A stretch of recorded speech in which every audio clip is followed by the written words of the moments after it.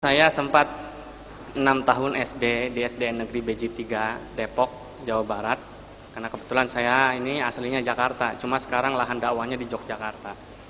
Kemudian lanjutkan SMP di SMP Harapan Masa Beji Depok. Kemudian SMA SMUN Negeri 97 Jakarta Selatan. Melanjutkan lagi studi di Sekolah Tinggi Agama Islam Negeri Surakarta Solo. Saya ambil jurusan Ekonomi Syariah, khususnya di akuntansi syariahnya. Kemudian dulu waktu saya masih jadi Kristen, belum Islam, 10 tahun yang lalu saya sempat juga mendalami satu kewajiban dari bapak saya. Karena kalau setiap orang Kristen juga punya kewajiban dakwah gitu, namanya menginjil gitu. Jadi sudah dari kecil saya dituntun dan dididik oleh ayah saya untuk dapat menggantikan beliau gitu ceritanya awalnya. Maka saya sempat 2 tahun dari mulai kelas 4 SD awalnya itu ya,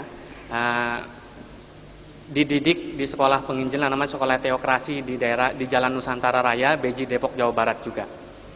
Di situ saya digembleng dan dilatih untuk menjadi penginjil yang ya bisa dibilang memang dulu itu agama saya bagus mengkader umat-umatnya. Karena dari kelas 4 SD saya sekolah penginjilan tuh bayangkan. Jadi kelas 4 SD itu sudah bisa pidato di depan umum dan lain sebagainya. Nah berkat dari situlah alhamdulillah semenjak saya menjadi muslim bisa saya kembangkan sampai saat ini. Saya menerima hidayah dari Allah Subhanahu wa Ta'ala juga sama ceritanya. Jadi tidak disangka-sangka sebelumnya, karena saya juga dulu orang yang paling benci sama Islam, apalagi sama Nabi Muhammad gitu ya. Saya paling anti. Awalnya itu justru yang masuk Islam itu bapak saya dulu. Jadi si Pak Rudi Rudolf Otto Force ini dulu yang masuk Islam.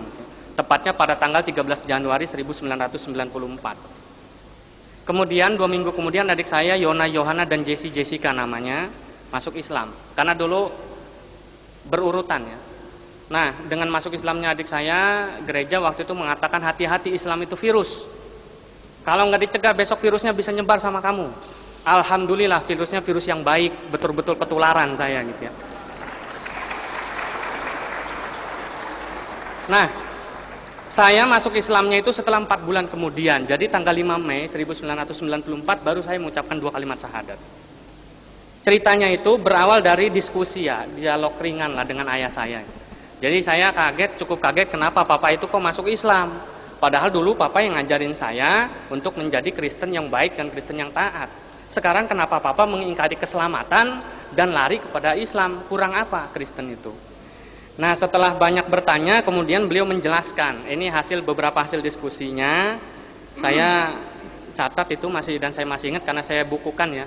Judulnya itu bukunya ini ya, Injilku yang Ternoda judulnya. Ini hasil diskusi dan dialog antara ayah saya dengan papa saya. Kasusnya pertama saya dijelaskan, nama saya Yori Yonatan, disingkat Yoyon gitu ya. Ya kan ya itulah. Sekarang juga sama kasus namanya Yusuf Ismail, kalau saya ke Amerika bagus namanya jadi Joseph. Tapi kalau Betawi, orang Betawi manggil saya Ucup gitu. Nah, jadi pertama kali saya diberitahu bahwa kenapa saya masuk Islam, karena pertama banyak sekali pelanggaran-pelanggaran yang dilakukan oleh orang-orang Kristen kamu ini Yon terhadap Alkitab kamu atau kitab suci kamu. Contohnya apa? Marah saya dulu karena saya juga pengikut Kristus yang sangat setia dulunya. Biar gini-gini juga calon pendeta gitu ya. Nanti kalau udah besar maksudnya itu alhamdulillah sekarang nggak jadi pendeta gitu ya. Nah yang pertama tadi salah satu contoh adalah sebetulnya di dalam Injil, di dalam Bible, di dalam Alkitab itu dilarang makan babi. Kenapa kamu makan babi? Lihat kitab Ulangan pasal 11 pasal 14 ayat ke-8. Yang ironis lagi, Alkitab tahun 62 itu tidak ada kata-kata hutan. Yang ada begini juga babi karena memang berkuku belah tetapi tidak memamah biak, haram itu bagi kamu. Alkitab yang sekarang itu ada tambahannya. Ditambahin juga babi hutan. Nah ini saya belum bisa terima. Yang kedua contohnya orang Kristen itu dilarang minum homer, minum minuman keras. Tetapi kenapa dalam ibadah kamu yang sebulan sekali atau 3 bulan sekali itu yang disebut perjamuan kudus, kamu minum minuman keras. Kemudian orang Kristen harusnya disunat tadi seperti bagaimana yang dikatakan oleh Ustadz Moko Ginta. Dalam kitab Kejadian pasal 17 ayat 10 ada perjanjian antara Allah itu dengan Abraham. Kemudian lagi orang yang saya kaget, ayah saya menunjukkan kalimat syahadat dalam Injil. Saya bingung, mana ada kalimat syahadat dalam Injil. Kalau kamu nggak percaya, silakan buka kitab Yohanes pasal 17 ayat yang ketiga. Tadi udah disebutkan. Inilah hidup yang kekal itu, yaitu mereka mengenal Engkau satu-satunya Allah yang benar dan mengenal Yesus Kristus yang telah Engkau utus. Ini belum begitu heboh. Saya pikir ini masih biasa-biasa saja. Yang kedua yang membuat saya tercengang adalah ayah saya memberitahukan beberapa cerita porno, mohon maaf ya. Mohon maaf kepada bapak-bapak pendeta, ini pengalaman pribadi ya. Jadi ayah saya menceritakan beberapa kasus pornografi dalam Alkitab. Yang pertama, Nabi Daud itu berzina dengan istri panglima perangnya yang namanya Batsheba, istri dari Uria namanya. Nah, dalam kitab 2 Samuel pasal 11 itu diceritakan ayat 1 sampai dengan 27. Kemudian ada lagi yang paling aneh adalah 2 orang saudara perempuan pelacur dalam cerita yang terdapat dalam kitab Yeskiel pasal 23. Ohola dan Oholiba. Dikasih tahu lagi sama ayah saya bahwa beberapa ayat yang mustahil atau tidak masuk akal, yaitu ada cerita Musa memarahi Tuhan dan Tuhannya menyesal. Itu dalam kitab Keluaran pasal 32 ayat 7 sampai dengan 14. Kemudian manusia menang berkelahi melawan Tuhan.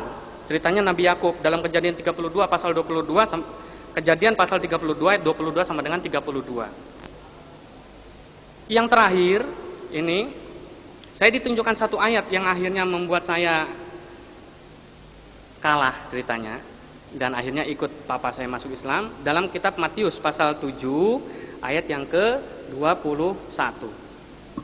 Dikasih tahu begini, saya bacain ini. Bukan setiap orang yang berseru kepadaku Tuhan, Tuhan akan masuk ke dalam kerajaan sorga, melainkan dia yang melakukan kehendak Bapakku yang di sorga. Kemudian pada hari terakhir banyak orang akan berseru kepadaku Tuhan, Tuhan, bukankah kami bernubuat demi namamu dan mengusir setan demi namamu dan mengadakan banyak mujizat demi namamu juga. Kemudian pada waktu itulah aku akan berterus terang kepada mereka dan berkata, aku tidak pernah mengenal engkau. Ya, diusir, nyahlah daripadaku kamu sekalian pembuat kejahatan. Di situ saya berpikir, yang menyebut satu-satunya umat di dunia ini yang menyebut Yesus Tuhan itu kan cuma saya dulu. Maka akhirnya kalau nanti dikatakan di sini di hari akhir atau hari kiamat nanti saya diusir sama Tuhan saya, padahal saya sudah banyak waktu itu ikut kegiatan penginjilan yang dilakukan oleh pendeta-pendeta senior saya, berarti sama saja pahala saya sia-sia gitu.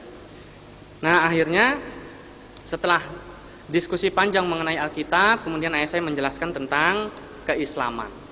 Dari hasil diskusi itulah, ini karena waktunya sudah tidak cukup, kurang lebih selama 4 bulan itu saya digodok, dimatangkan mengenai Alkitabnya, kemudian juga dibandingkan dengan Al-Quran.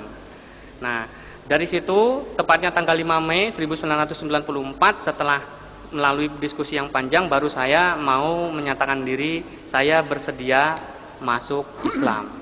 Dan alhamdulillah sampai sekarang saya berani mengatakan isyhadu bi annal muslimun. Saksikanlah kalau saya sekarang udah jadi muslim, makanya saya pakai sorban, bukannya maksud biar jadi kiai gitu, enggak. Ini banyak ustadz, banyak habib. Ya, terima kasih. Saya serahkan kepada